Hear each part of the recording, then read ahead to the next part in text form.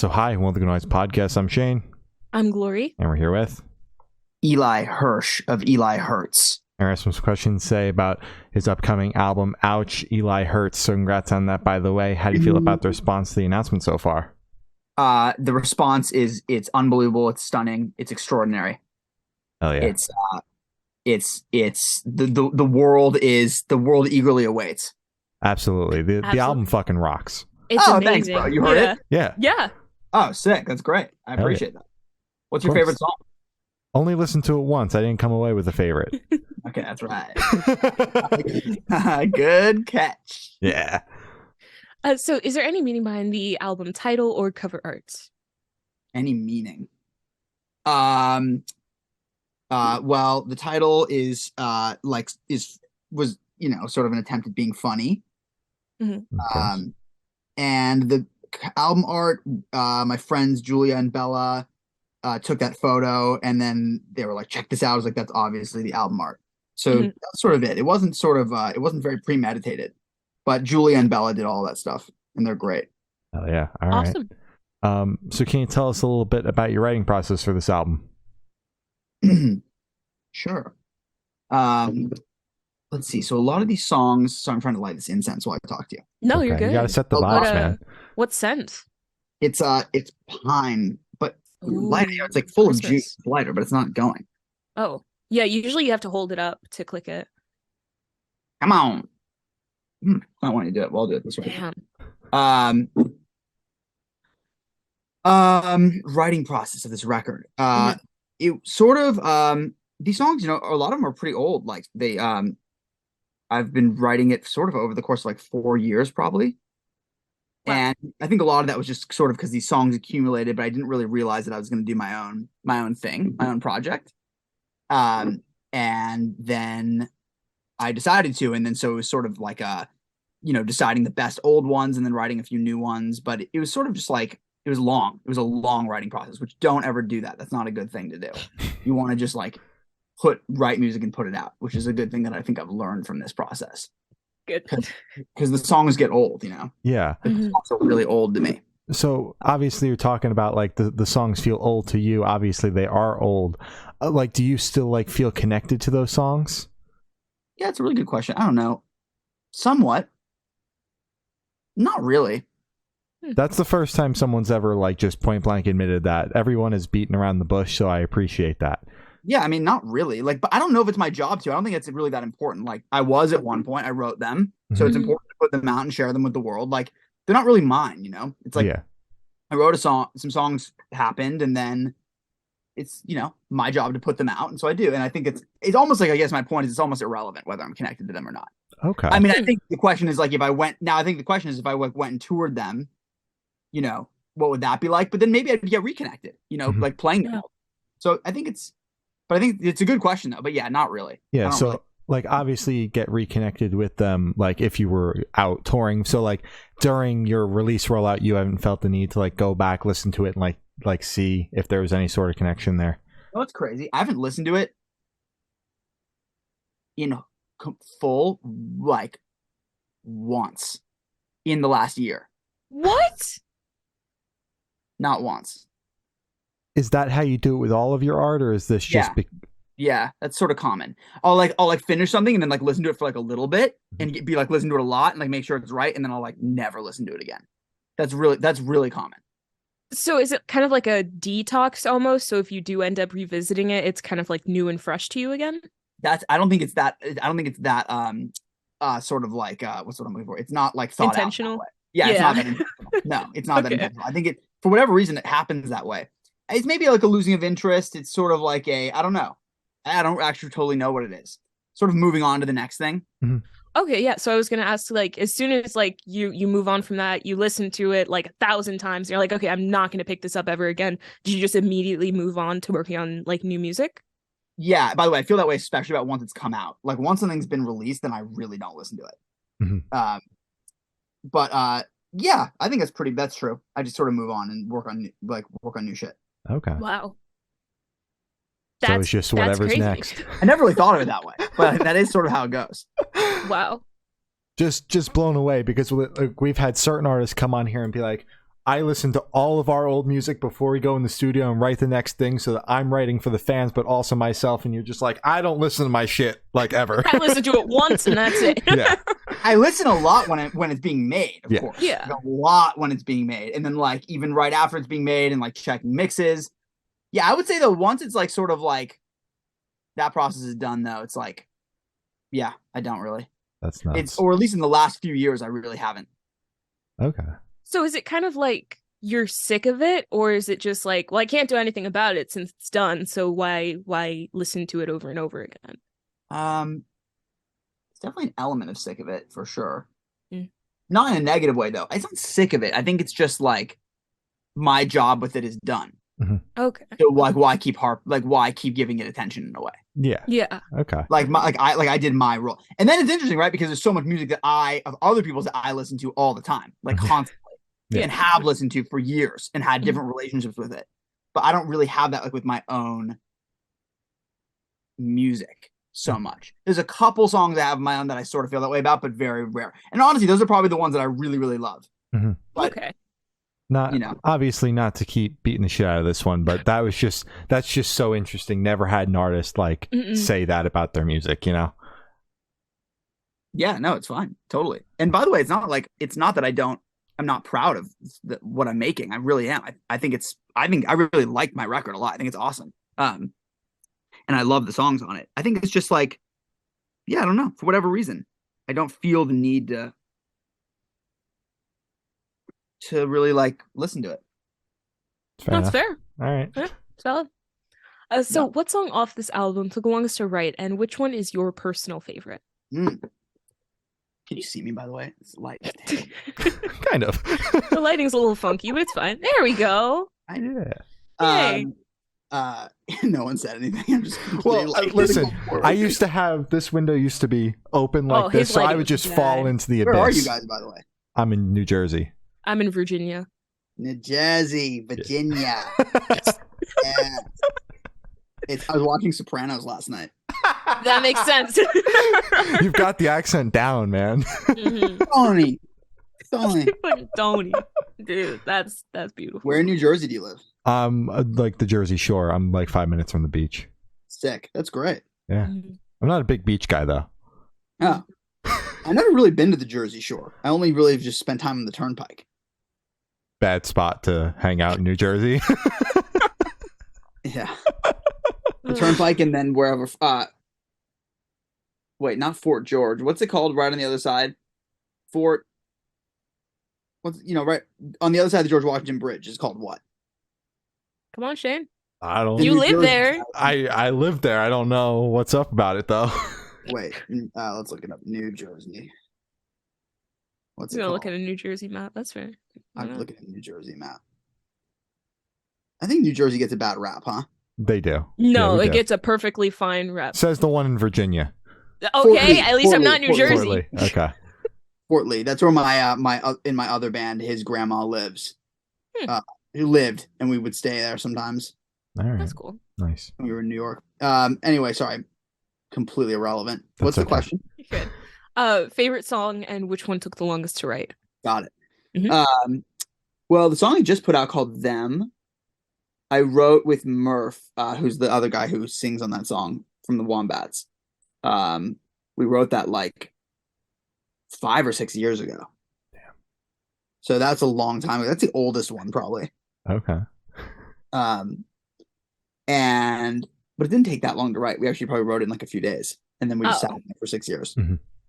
And I really like that one. I really like all of them, honestly. I really do. Let me see what else. I'm trying to think about the record. There's Over a like song- those 6 years, were you kind of like picking and prodding at it, or did you just No, kind of, no. like finish it? No, nothing. Not even finishing it. Not even like barely thinking. I would listen to it every once in a while and be like, should this be on a record? And like, it was maybe going to be on his record. It wasn't. And then I just was like, oh, I'm just going to do it. So, Oh. Okay, sorry. Continue. but there's a song on it. I don't know if it's my favorite song, but it's very special to me. There's a song called Upside Down from Here on the record, which I didn't write. It's by this guy called Adam and His Package, who is like, do you know Adam and His Package at all? Not So familiar. Package, people, yeah, he's awesome. So Adam's Package was like, he was one of the first signings to Hopeless Records Hmm. ever. He was like, had like a sort of had like a moment in like the very early 2000s, but he's like the secret inventor of like synth, like pop, emo pop. Like he's like the godfather of Hello Goodbye, I feel like. Oh wow. I wonder if Hello Goodbye would agree with that. But to me, I feel that way. Like he's like that like a secret like sort of like innovator that people don't know about. Hmm. And I loved him since I was a little kid. Loved. Like I was obsessed with him when I was like probably 8. Oh. And because my dad heard him on NPR. And then when I was like 14, I emailed him and I was like, yo, check out my band. He's like, uh-huh. Like, cool, keep going, bro. But he wrote me back. And then I sent him the cover, this song. And he's like, this is so awesome. It was really fun to connect with him on it, which was so cool. He's a chemistry teacher now. That's so Oh, fucking sick. that's awesome. But he's awesome. He's a fucking awesome dude. And so that song's really special. hmm And what else? I don't know. Yeah, I like them all. They all have like a little special place in my heart. Oh yeah, That's good. that's awesome. So how'd the track list for the album come about? Did you write the opener be the opener, closer be a closer? Did you shuffle around and see what fits? What was that process like? Yeah, I think it was like just sort of like just playing with it a little bit and seeing what made sense. Mhm. You know, I definitely wanted Hot Shit to be the first song on it. Mhm. And I definitely wanted the last one to be the last one. And then I think the rest was just sort of playing with it. Fair enough. Okay, makes sense.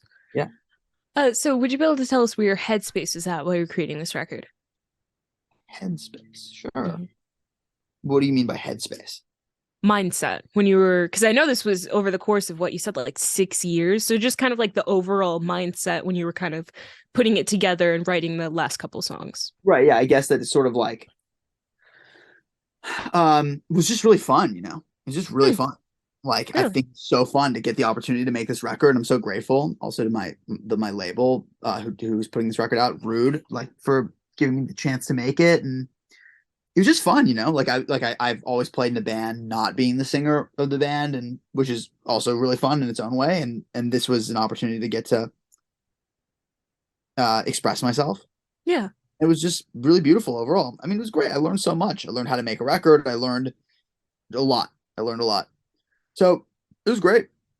It's honestly great. Hell yeah. Awesome. Kind of jumping to the forefront and like becoming the front man, was there any anxiety like with that? Yeah, sort of. Like I think there's before I ever put the first song out for this project, I felt very very scared about how it would be received. I felt very worried about being judged, and actually the thing I felt most worried about was no one caring. Mm.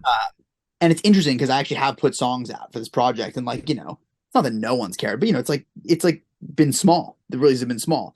Yeah. And it's been a really good lesson for me because it shows me that it's actually not at all about the result of what happens with the music. It has nothing to do with that. It's not, that's not really like, for this project for me, it's not what it's about. It's about the process of making it. Yeah. Oh yeah. It's about the journey. It Oh, is. Yeah. So how do you recommend your fans to listen to this album for the first time? Should they do it in the car with friends, in the dark with headphones on? Is it a workout album, party album? What do you personally recommend? I recommend that they go to their dentist Okay. for their biannual cleaning. Mhm. Ask the dentist for the 45-minute cleaning if you could put this record on instead of the dentist music. Yeah.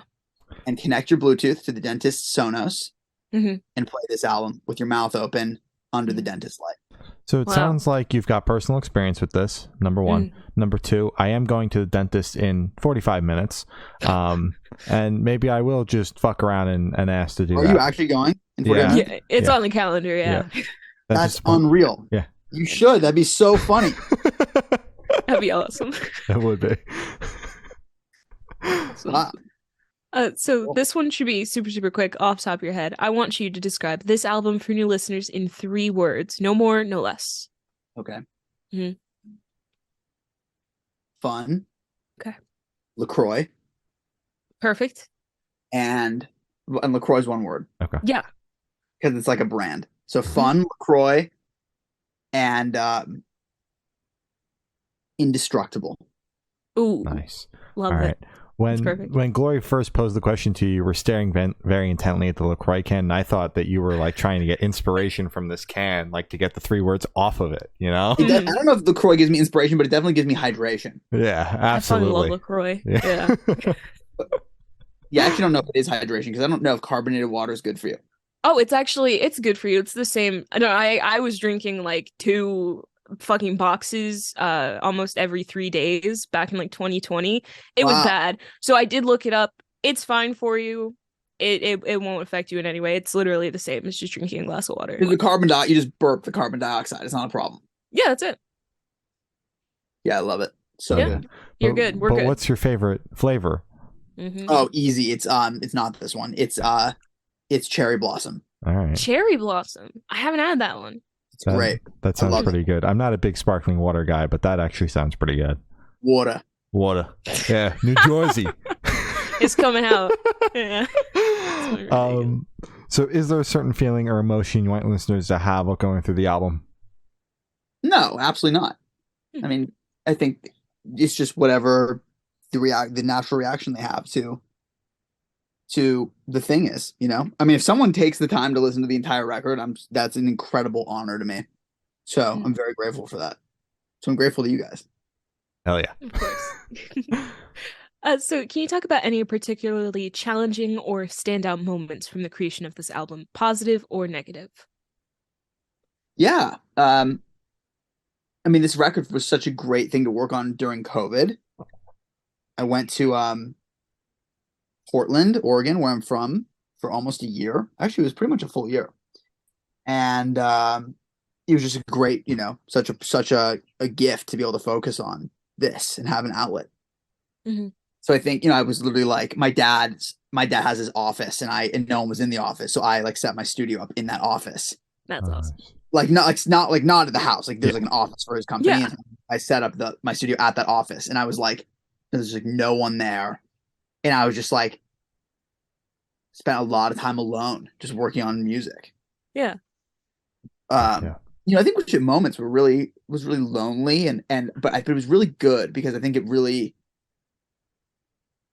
taught me a lot about how to be alone. Not that I've like mastered that at all, but it made me more comfortable with being alone and working alone. So I think that was a good thing. That was a really good aspect of making the record. That's awesome. For sure. Hell yeah. So for this question, I want you to picture you're on tour, you're at a gas station for a rest stop. What is your snack of choice? It's easy. It's cashews. I've salted, unsalted, lightly salted. Salted ones are too much salt. Mm-hmm. So I wish it was lightly salted, but they're never lightly salted. No, it's always just salted in a different bag. It's ridiculous. It's like a bag of salt with some cashews. Exactly. Basically, I've survived off of cashews on tour. So cashews are always go-to, do the job. I don't eat meat really. I eat fish, but you know, it's like when you're in the middle of nowhere, cashews do the trick. Absolutely. They fill you up. They fill you up. You know the cashew's a fruit technically? Oh yeah. Tobuscus made a song about it. I remember it from when I was like 8. Really? Yeah, like it's 7 a fruit, or 8. right? It's not a nut. Yeah, it's a fruit. It's a fruit that I think like it's inside of the fruit and then the fruit dries and it's like the cashew inside. I just remember the Powerpuff Girls were in it. It's not technically a nut. Yeah. I'm learning so much right now. Dude, you're telling me you didn't like learn that Tobuscus song? That's crazy. No. Oh my god. Is the cashew a fruit? The fruit of the cashew are not true nuts, but classified as drupes. They just made that up. That are fleshy on the outside and contain a shell covering a seed on the inside. What we consume is the seed. Oh, so a cashew is really a seed. Okay, so it's a seed. Fruit seed. I'm still learning so much right now. I just thought it was a nut. It's crazy, yeah. There you go. The more you know. Awesome.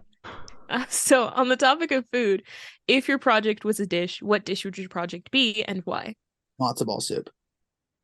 Because I'm a Jewish boy and I love matzo ball soup.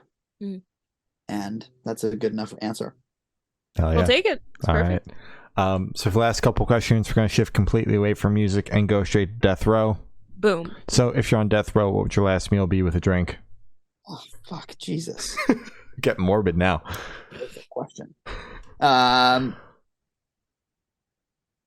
Matzo ball soup. Okay. And the drink would be matzo ball soup. Not a LaCroix? No. Oh, Unless they make a matzo ball flavored LaCroix. special order. All right, we're gonna lock that in then. So if you could live in one fictional world for a week, where would you live? Oh, Harry Potter, easy. Damn. Okay. What house are you? I took the test and it said Hufflepuff. Yeah. Are you Hufflepuff? Yeah. Yeah. I get that Makes vibe. sense. I get that Yeah. vibe. Yeah. All right. Hell yeah. Us nerds, we got to live together, right? Exactly. Yeah. It works. It works. That's good. So I have a lot of asking the last question. Every single person that we've spoken to have said that it is the most important question. What's your favorite color? Red. Hell yeah. Specific shade of red? No. No? No. Okay. We'll take it. Mhm. So as I said, that's all the questions we have today. Is there anything that you would like to plug? See if I'm reading any good books. Let's see what books I'm reading.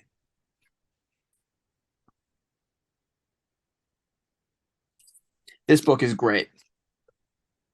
Story by Robert McKee. Mhm. You know about this book? No. You ever see Adaptation with Nick Cage? I'm not a big Nick Cage fan, so unfortunately, no. Okay, you will be after you see Adaptation. Okay. The Charlie Kaufman movie. Did you ever see like Eternal Sunshine for the Spotless Mind? Did you Nope. ever see Synecdoche, New York? Okay, you got to see all these movies. But Okay. anyway, doesn't matter. This book is great because it's all about screenwriting, which I don't really give a shit about, but it's really about story and story structure, which also like sort of applies to music in like a way, and it's cool. So it's been cool to read it and learn about a different sort of writing. Oh yeah. Hell yeah. That's awesome. So I'll All right. plug that. Sounds good. Well, thank you for sounding. This has been Eli Hurts, and we have been the Good Noise Podcast.